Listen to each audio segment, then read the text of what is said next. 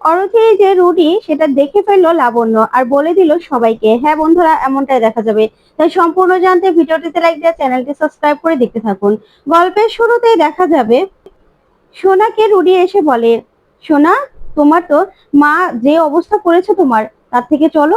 এখন তো চারু ওই রুমে ঘুমিয়ে পড়েছে, আর আমি তোমার সঙ্গে শুয়ে তোমার মেডিকেশন করিয়ে দিই, চলো, ভালো লাগবে, রিল্যাক্স লাগবে। তখনই সেখানে কুন্তলা আসে আর সে বলে, হ্যাঁ সোনা, যাও, যাও, যাও, একটু রিল্যাক্স লাগবে। তারপরে রুডি মনে মনে বলে, সোনা, আজকে তোমাকে নতুন করে আমি আবার নষ্ট করব। এবার দেখবে তুমি কোথাও মুখ দেখানোর জায়গা পাবে না। তারপরে সোনার ঘরে এসে দরজাটা লাগিয়ে দিল রুডি। ওইদিকে ছোট লাবণ্য এসেও কিছু আটকাতে পারলো না। তখনই রুডি মনে মনে বলে, দেখো সোনা, এবার তোমার আমি কি অবস্থা করি। আর দীপাকে তো বাড়ি থেকে বের করেছি, রূপাকেও বের করেছি, এবার তোমার অবস্থা শেষ করব আমি। তারপরে রুডি সোনার কাছে আসে, এসেই বলে, দেখো, তোমাকে এত ভালো একটা মেসেজ দেবো না, তুমি একদম রিল্যাক্স হয়ে যাবে, শান্তি লাগবে। তখনই এক গ্লাস জলের মধ্যে ঘুমের ওষুধ মিশিয়ে নেয় রুডি। তারপরে সেই গ্লাসটা সোনাকে দেয় আর বলে, এই জলগুলো খেয়ে নাও, দেখবে তোমার মাথা ব্যথাটা একদম সেরে যাবে। তারপরে সোনা যে জল খাবে ঠিক তখনই সানাইয়ের শব্দ শুনতে পায় সোনা আর বলে, সানাইয়ের শব্দ? এত রাতে আবার কার বাড়িতে সানাই বাজছে দেখি তো। তখন জানালা দিয়ে দেখতে পায় দীপা সেখানে ব্যান্ড পার্টি নিয়ে এসেছে আর নিজে সানাই বাজাচ্ছে। তখনই সোনা রেগে যায় আর বলে, মা, দাঁড়াও, দেখাচ্ছি মজা। এই বলে পুলিশ স্টেশনে ফোন করে সোনা। ওইদিকে রুডি প্রচন্ড রেগে যায়। তখন সোনা সেখান থেকে চলে গেলেই রুডি বলে, এই দীপা সেনগুপ্ত নিশ্চিত আমাকে আমাকে এই কোণঠাসা করার জন্য এখানে এসেছে। ওইদিকে দীপা সানাই বাজাতে থাকে। তখন সূর্যের বাবা এসে বলে, চুপ করো বোমা, কি করছো তুমি এই মাঝরাতে? ওইদিকে লোকজন সবাই বলে, এই সেনগুপ্ত বাড়ির একসময় কত নাম ছিল, আর এখন কি হচ্ছে দেখো তো। ঠিক তখনই সোনা আসে আর সে বলে, মাঝরাতে ফাজলামো হচ্ছে। তখন পুলিশ চলে আসলেই পুলিশকে সোনা বলে, অফিসার, আমি ফোন করেছিলাম, উনি মাঝরাতে এসে আমাদের সবাইকে ডিস্টার্ব করছে, ওনাকে নিয়ে যান। তখন অবিনাশ অফিসারের সঙ্গে কথা বললে অফিসার বলে, দেখুন স্যার, আপনি আমাকে বললেন আজকে ঠিক আছে, কিন্তু বারবার যদি ওনার নামে এভাবে কমপ্লেন আসে তাহলে কিন্তু ওনাকে আমার তুলে নিয়ে যেতে হবে। এই বলে অফিসার সেখান থেকে চলে যায়। তারপরে দেখা যাবে সে আশেপাশের লোকজনও চলে যায়। ওইদিকে চারু আসে, সেই বলে, তুমি এখানে কি করছো? আর এসএস সবে মাত্র ঘুমিয়েছে, আর এই সময় তোমাকে এভাবে জ্বালাতে হলো? তখন দীপা বলে, শোনো, ডক্টর সেনগুপ্ত কি করবে না করবে সেটা আমি দেখবো, তোমাকে এই নিয়ে ভাবতে হবে না চারু। তখন চারু বলে, হ্যাঁ তা তো দেখলামই, কেমন খবর রাখছো, কেমন দেখছো।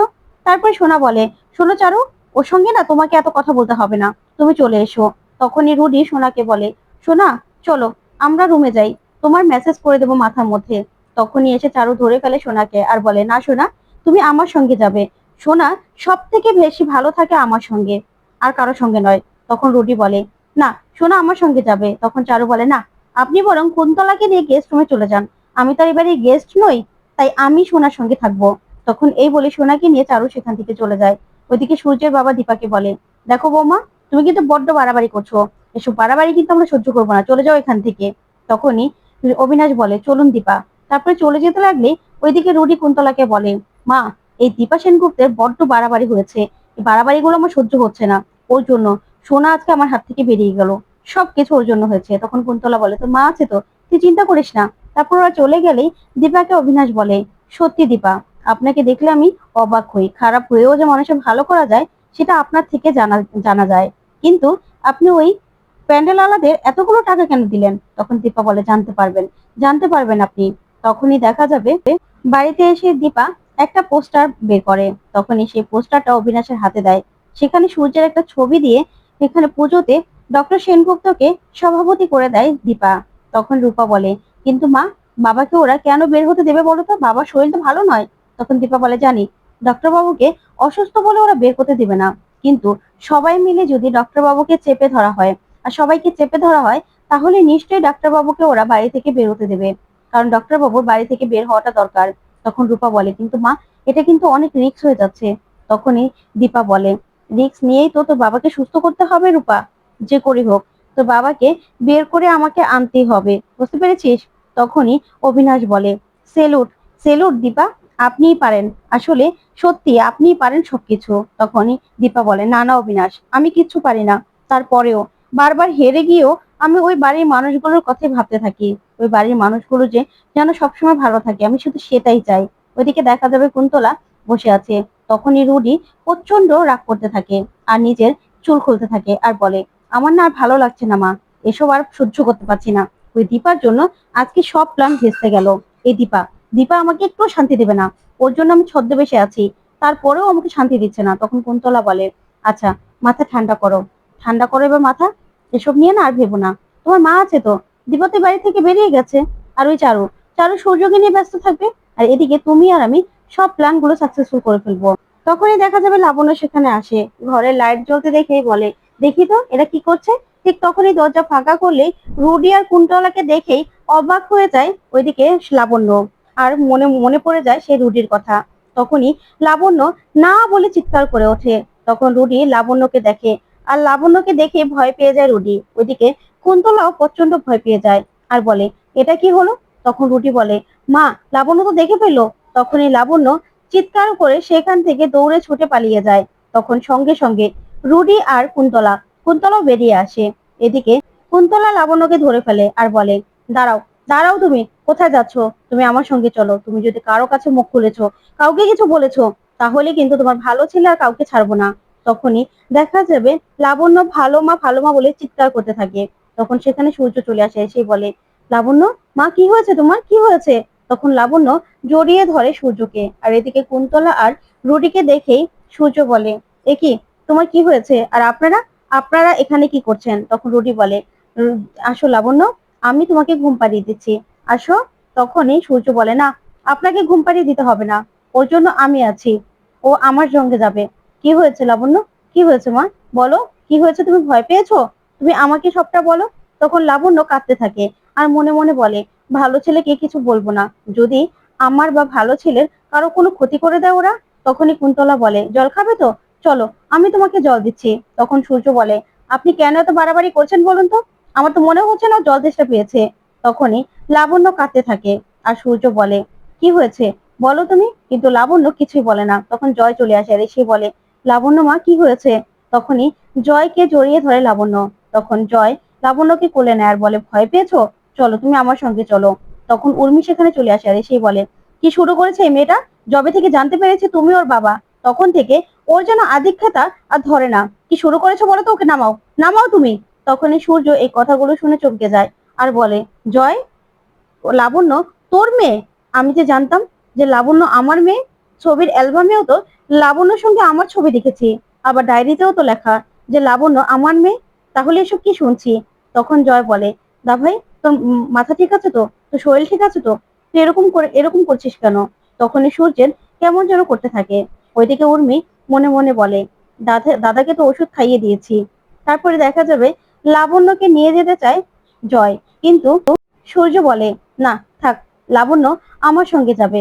ওইদিকে উর্মি খুব চিৎকার চেঁচামেচি করতে থাকে জয়ের সঙ্গে। তখনই জয় নিজের সঙ্গে নিতে চাইলেও উর্মি নিতে দেয় না আর বলে, না তুমি কিন্তু ভুলে যেও না জয়, এত বাড়াবাড়ি আমি একদম সহ্য করতে পারবো না। তখনই সেখান থেকে সূর্য লাবণ্যকে নিয়ে চলে যায়। ওদিকে জয় চলে গেলেই উর্মিকে কুন্তলা বলে, সূর্য ওষুধ খেয়েছে তো? তখনই উর্মি বলে, হ্যাঁ, ওষুধটা ঠিক মতো দিতে পারছি। তখন কুন্তলা মনে মনে বলে, যাক, তাহলে তো সব বেরিয়ে যাবে। এদিকে কুন্তলা উর্মিকে বলতে থাকে, তোমার কত কষ্ট, সেটাই আমার ভালো লাগছে না, তোমার বড় তোমার কথা শুনে না। তখন উর্মি একদম গলে যায় আর সেখান থেকে চলে গেলে এদিকে রুটি বলে, মা কি হবে বলো তো, এই মেয়েটা তো আমাকে দেখে ফেললো। তখন কুন্তলা বলে, চিন্তা করিস না, ছোটবেলা থেকে তোকে মানুষ করেছি, তোর দাদা কৃষ্ণকে মানুষ করেছে, ওকে বাড়ি থেকে বেরও করে দিয়েছি, তুই তো আর বাচ্চা এখনো মানুষ করিসনি, তাই কি করে জানবি? তখন রুটি বলে, করতে আর দিলে কোথায়। ওইদিকে রুটি রেখে চলে গেলে কুন্তলা মনে মনে বলে, এই লাবণ্যর ব্যাপারে আমি সবটা দেখে নিচ্ছি, ওকে সে সেরকম ভাবে কেউ গ্রাহ্য করে না, তারপরেও তারপরেও লাবণ্যের ব্যাপারটা আমি দেখে নেব। ওইদিকে লাবণ্য কাঁদতে থাকে। তখন সূর্য বলে, লাবণ্য মা, আমাদের কি যেন নেই তাই না? তখন লাবণ্য বলে, হ্যাঁ, যে সব দিয়েছিল সেই তো এখানে নেই, চলে গেছে। তখন লাবণ্য যখনই রুডির কথা বলে তখন সূর্য ঘুমিয়ে পড়ে। ওইদিকে রুডি হাসতে থাকে। তারপরে রুডি ভিতরে আসলে লাবণ্য প্রচন্ড ভয় পেয়ে যায় আর ভয় পেয়ে বিছানায় বসে বসে কাঁদতে থাকে। ওইদিকে রুডি রুডি এগিয়ে আসে লাবণ্য দিকে। তখন সেখানে চারু এসে বলে, এ কি, আপনি এখানে কি করছেন, কি করছেন এখানে আপনি?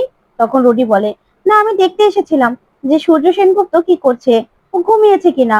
তখনই দেখা যাবে চারু বলে, আপনি বয়স্ক মানুষ, আপনি এদিক ওদিক কেন ছুটছেন এই মাঝরাতে? আপনার তো ঘুমিয়ে পড়া উচিত ছিল তাই না?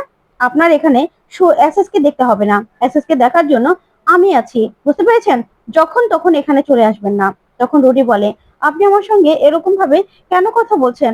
তখনই চারু বলে, শুনুন, আমি কারো বাচ্চা ঠিক আছে, কিন্তু আমি আপনার বাচ্চা নই। তাই আপনি এখান থেকে চলে যান। আপনার এখানে কোনো দরকার নেই। আমাকে নরম ভাববেন না। ওইদিকে লাবণ্য মনে মনে বলে, এ আন্টিটা কি বলবো? সবটা বলবো? এ আন্টি আন্টি কি ভালো?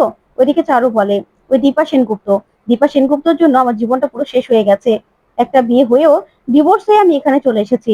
তাই আমি ওকে ছাড়বো না। তাই আমার জীবনে এসএসের যে কি গুরুত্ব সেটা আপনি বুঝতে পারবেন না। চলে যান এখান থেকে। ওইদিকে লাবণ্য মনে মনে বলে, না না, ভালো মাকে তো উনি দেখতেই পারে না। বলবো না, বলবো না আমি। তখন চারু বলে, শুনুন, এদিকে ঘোরাঘুরি একদম করবেন না। আপনাকে যেন এখানে আর না দেখি। চলে যান আপনি। বাচ্চার দিকে দেখতে হবে না। তারপরে রুডিকে সেখান থেকে বের করে দেয় চারু। তারপরে চারু বারবার করে লাবণ্যকে জিজ্ঞাসা করে আর বলে, তুমি আমাকে বলবে কিছু? বলো না। তখন লাবণ্য কিছুই বলে না। ওদিকে সূর্য ঘুমিয়ে আছে। তখনই চারু বলে, ঠিক আছে, তাহলে তুমি ঘুমিয়ে পড়ো। তখনই চারু বলে, ভালো মা তুমি কোথায় আছো? আমার আর ভালো ছেলে যদি কোনো ক্ষতি করে দেয়, কি করব আমি? ওইদিকে দীপা সূর্যের জন্য খুব সুন্দর করে স্টেজ সাজাতে থাকে আর বলে, ডাক্তার বাবু, আপনার জন্য আমি সবকিছু সাজাচ্ছি। তো বন্ধুরা, কেমন লাগলো আজকের আপডেট? কমেন্ট করে জানাও। ধন্যবাদ।